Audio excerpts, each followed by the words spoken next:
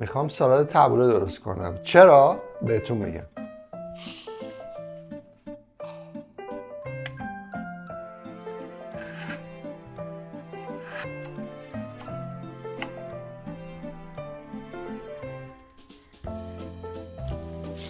چه بویی داره.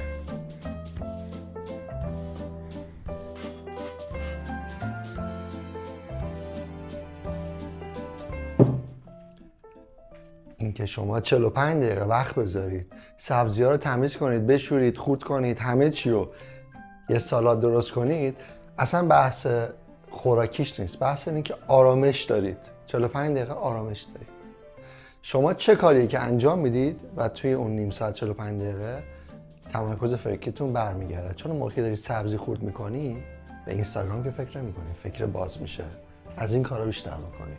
درود به شرفتون.